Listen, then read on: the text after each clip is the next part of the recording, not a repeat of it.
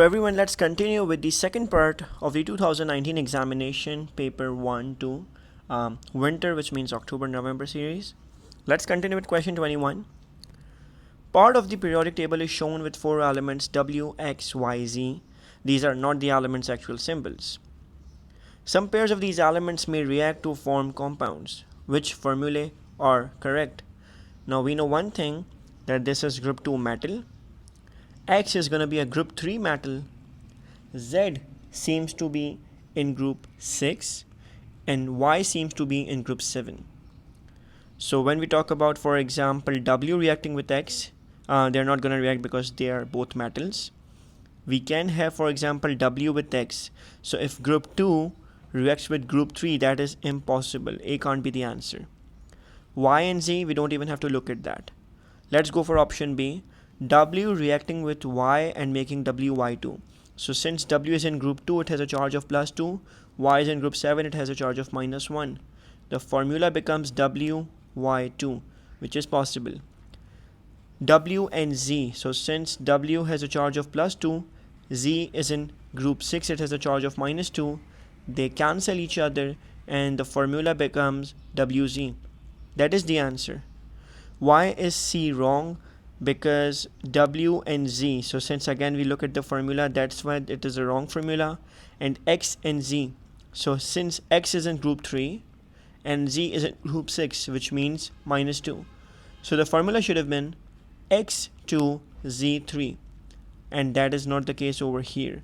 So at least these formula are wrong over here in the other options. Let's go for some other question, which is 22. The elements in group 1 have similar chemical properties. Which statement explains why this is true? They all have metallic bonding. They all have the same number of complete electron shells. They all have the same number of electrons in their outer shell. Yes, because chemical properties are governed by the same number of outer shells. All the elements in one period have the same number of total shells. We are not concerned with that. We are concerned with number of electrons in the outer shell. They are all stored under oil to prevent reactions with air. It is much true for sodium, potassium, but lithium wouldn't react, spontaneously. So even then it doesn't explain the chemical property, so that's why we are not saying it. It's going to be C for cat. Helium and xenon are both noble gases. What is true of both elements? They are chemically inert. That is true for both. So A and B could be the answers. The atoms have 8 electrons in their outer shell. Now this could be true for xenon, but it's not going to be true for helium. So option B is the answer, because helium has 2 electrons in the outer shell. The configuration for helium is just 2. It has only 2 electrons in the outer shell. It follows a rule called duplet. Let's write it over here. It follows a rule called duplet. The ions of metal X react with the aqueous potassium iodide. From this information, it can be deduced that X is most likely a dash. Metal and X2 plus ions are dash. So when you look at the redox equation, you can see X is changing its charge from plus 2, and when it's becoming a part of Xi, I is normally minus 1, so X has to be plus 1. So X is changing itself from plus 2 to plus 1. It's actually decreasing its oxidation number, which means reduction. And when we look at iodide ions, iodide is minus 1 when it was iodide, and then it became iodine, which is a 0. So it is kind of increasing it. So let's look at it. It has to be a transition element because X is existing as plus 2 and plus 1, and X compound were colored, so it's got to be C or D. And when we look at the second blank, which means X2 plus ions are dash, so they are changing their oxidation number from plus 2 towards plus 1, which is a kind of decrease, which means a reduction, so they are reduced. So it has to be D for doctor. Which substance is a metal? Melting point has to be high. Conducts electricity? Yes. Conducts electricity when molten? Yes. So it has to be C for cat. Which metal can be obtained from its ore by using either carbon or hydrogen? It has to be a metal which is lower than both, because if carbon has to react with the metallic ore MO, And if hydrogen has to react with the metallic or MO means metal oxide, which could be any metal, and had to produce pure metal, then hydrogen and carbon has to be higher than this metal, or you can say carbon, or sorry, you can say the metal has to be lower than hydrogen and carbon both. So it's got to be A for apple, copper, because copper is lower than both, and hydrogen and carbon can both be used over here. Metal carbonates decompose when heated. Which carbonate is most stable to heat?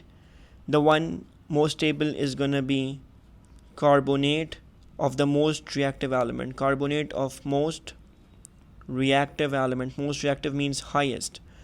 So it's gotta be calcium. Calcium carbonate is the most stable. All the other carbonates are lesser stable than this. Iron is extracted from its ore in blast furnace. Coke and limestone are also added to the blast furnace. What is the purpose of the limestone? Limestone, if you remember, it is calcium carbonate. It absorbs the heat in the blast furnace and it makes calcium oxide and carbon dioxide. Calcium oxide is an alkaline, or you can say basic compound, which neutralizes the silica impurity. So let's look at it.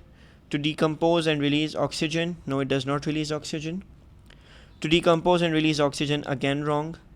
To decompose to neutralize the acidic impurities, very much true, because it's going to neutralize the silica impurities. So C for cat is the answer.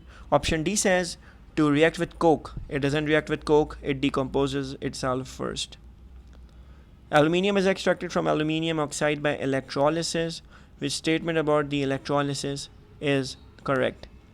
Aluminium ions gain electron to form aluminium. Very much true, because aluminium ions are 3+ charged. They gain electrons and then they become pure aluminium, which is molten in state. Cryolite increases the melting point. No, sorry, it rather decreases the melting point. Cryolite reacts with impurities. No, sorry, cryolite does not react with any impurity. It is just there to reduce the melting point. The carbon cathode has to be replaced regularly as it reacts with oxygen. If you focus, you would know that oxygen is produced at anode. It is reacting with the anode and destroys it. Why do the cathode needs replacement? So not the cathode, anode. A for apple is the answer. Steel is produced by blowing oxygen into impure molten iron. A student suggested 2 reasons why this process is carried out. The oxygen removes some of the carbon from impure iron. The oxygen oxidizes the iron 2 ions to iron 3 ions. Now I know this is true because in your formation of steel, you add oxygen to the impure iron, which contains a lot of carbon impurities. A lot of carbon dioxide is made and you get some kind of mixture which has still carbon but less carbon, compared to before, it has lesser carbon. So statement 1 is for sure true. Statement 2 is wrong because the oxygen, if it oxidizes, then there's no point in making steel, because in steel you need iron. You do not need iron ions. You don't want iron to be oxidized. You need the iron to be pure metallic substance. Why would you oxidize it? That would be called rusting, right? So statement 1 is only correct. Statement 2 is wrong. You don't need iron to be oxidized. Z is a pollutant gas that is formed in internal combustion engines. If it's internal combustion engines, it might be some carbon oxide, some oxide of carbon, or nitrogen. An aqueous solution of Z is acidic. So it could be CO2 because it is acidic gas. It could be NO2. It can't be nitrogen. It can't be hydrogen because they are both neutral. Z is removed from the exhaust gases in a catalytic converter by reduction. So if you remember, it can't be carbon monoxide well either, because carbon monoxide is also not acidic. It has to be nitrogen dioxide because nitrogen dioxide is the only acidic gas, and it is removed by the equation where NO reacts with CO, it produces N2 and produces CO2. So this is not balanced right now, but the whole idea is that you need to remove NO2 because it's an acidic oxide. It's going to cause acid rain. A student investigates the properties of a colorless organic liquid. Which observations show that the liquid is unsaturated? It decolorizes aqueous bromine. Very much true, because this is how the unsaturated substances are identified. It has a sweet smell. Now that may be ester, not unsaturated. It is a good solvent for organic compounds, again ester, or it could be alcohol as well. It produces carbon dioxide when burned. That is true for all organic compounds. So it is something that decolorizes aqueous bromine, and that is how you test unsaturated compounds. Alkanes are saturated compounds containing carbon and hydrogen only. Structures 1, 2, 3, 4 are saturated hydrocarbons. They want us to show which pair of structures are isomers. So isomer can be branched and unbranched. This structure has only one branch, which is the one I'm highlighting with the green, because a branch from the corner, this yellow one that I'm highlighting, is not a branch, because branches are not acceptable from the corner. This compound also has a branch. You can see this branch is on carbon number 2 from the right side, and this branch comes from carbon 3, third carbon from the right side. This structure, the cyclic one, the cyclic structure is known as cyclohexane. Cyclohexane, if you look at the chemical formula of cyclohexane, you're going to realize it is not the same chemical formula as straight chain compounds. So that is why it is going to be not an isomer. Compound 4, if you look at this and if you count the number of carbons, it is again a very different structure with, it has got 7 carbon atoms, while carbon 1 and 2 were only 6 carbon atoms. So it has to be 1 and 2. When butene reacts with bromine, which compound could be made? So butene has a double bond between carbon atoms, and when you add bromine over here, one bromine atom joins here, other join here, and the double bond is gone. So both the bromine atoms join adjacent carbons, not the same carbon. So they can't be joining the same carbon. They can't be joining two carbons which are so much apart, because they are always joining the adjacent carbons. So they have got to join adjacent carbons. That is the only case with option B, because there must have been a double bond between these two carbons, and that is why bromine atoms came in. Which statement about propene is correct? It can be formed by cracking butane. Maybe, maybe not. It has the formula C3H8. No, sorry, that is the formula for propane. It is a saturated compound. No, sorry. En is equals to unsaturated. It reacts with hydrogen to form ethane. No, it reacts with hydrogen to form propane. Now the only possible answer is that butane, which is C4H10, can make propene and some other compound, which is very much true because they make smaller chains. Which term describes the structure of terylene? Terylene is a condensation polymer which has a lot of esters in it. So it is a polyester which has a lot of ester linkages in it. Which process is involved in the formation of ethanol from ethene? So ethene is here, and if you want to make ethanol which looks something like this, you gotta be adding water over here, which is steam. You add steam at 300 degrees Celsius in the presence of phosphoric acid catalyst, and you get alcohol from alkene. So that is going to be addition reaction where addition of steam takes place.